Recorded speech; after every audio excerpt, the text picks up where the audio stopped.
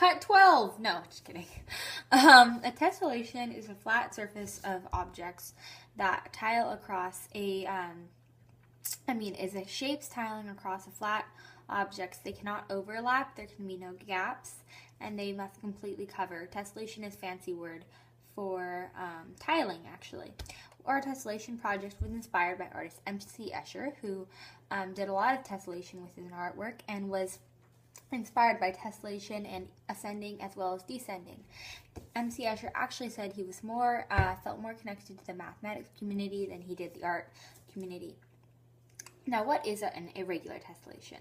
An irregular tessellation is made up out of regular geometric shapes. However, there is no limit to the order of polygons around the vertices. The cut and translate method works on our regular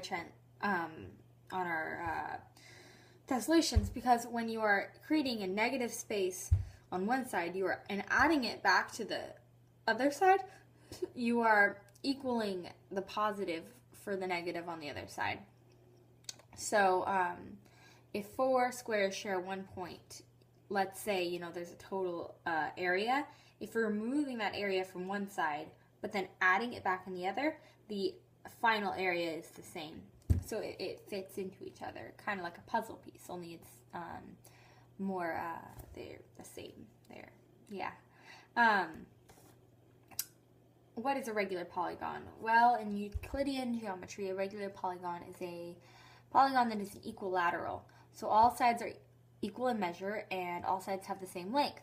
So that would be a hexagon, a square, or a triangle. Now, you know for sure that all these regular shapes, regular polygons tessellate because their interior angles are factors of 360 degrees.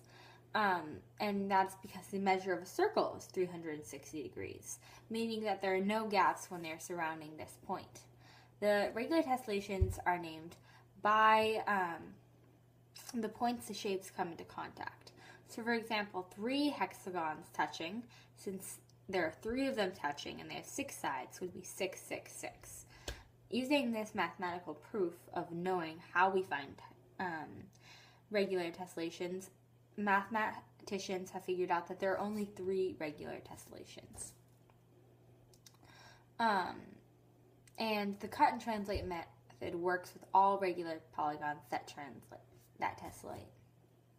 A semi-regular tessellation has 2 properties. One, it consists of 2 or more types of regular polygons, each that are congruent, like a regular tessellation. And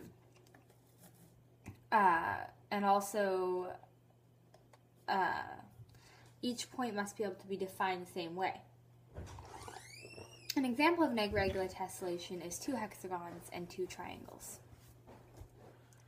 An example of a semi-regular tessellation is something like a 663 shape, where you have 2 hexagons touching 2 triangles.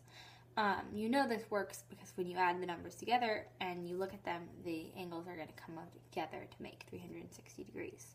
There are 8 semi-regular tessellations that are possible. Now, semi-regular tessellations come together from 2 different shapes, and they can tessellate as well by using the cut and translate method. Thank you for watching my video, and have a good day.